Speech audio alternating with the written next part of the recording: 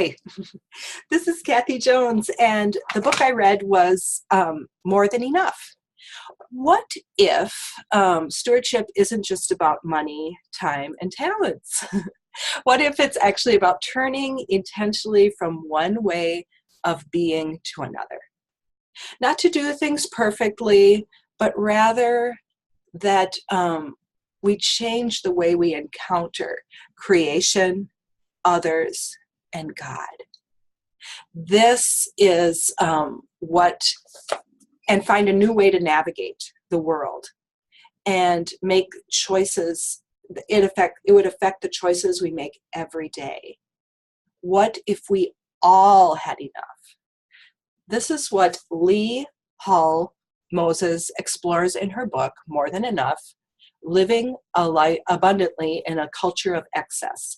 It's from John Knox Press out of Louisville, a 2016 copyright. So Lull Moses asked the question, how do we live? How do we live in a culture that tells us you need more? And she starts off the book by like this little disclosure statement, because she knows what a huge topic it is, I feel.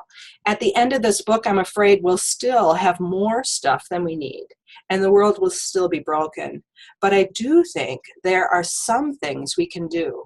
I think there must be a faithful way to live. There is good news for all of us. A good reminder before you even start off in the book. The other thing she does as she starts off the book is she talks about haves and have-nots. And I would always think like, oh, I really don't have that much. But she frames it as if you are able to go online and purchase this book, or find it at a thrift store, or know somebody who could give you this book, you're probably in the haves. So that reframes my mind starting the conversation, which is really helpful. So as she asked this question, how do we live in a world that suffers by greater divisions between the haves and the have-nots, and it seems like the gap is getting wider? So this author goes to lay out practical theories behind each kind of living in chapters that reflect both the theory and the living out in daily life. They're held together in pairs. So Lull Moses carries this out in a very relational way. She has conversations with the specialists of each topic, one-on-one conversations, and then she tells personal stories that align with each theme. The author begins the discussion of how to live abundantly and how it looks in action, and how we are called as people of God to do so. It has a really good beginning, but doesn't really dive deeply into any particular theory or practice. It definitely reframes our way of thinking, and it's a great way to start the conversation of a life of enough. Now, the main ideas of the book are the chapters that I talked about: enough, lament, confess, Sabbath, hope, and delight, which surprised me. Not enough, because that's the topic of the book, but lament.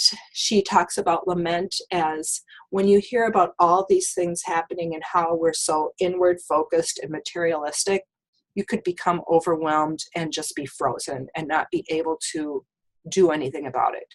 But she says actually releasing all that through a lament can actually give us the strength to head into action on all those smaller things that we do every day that affect the greater good.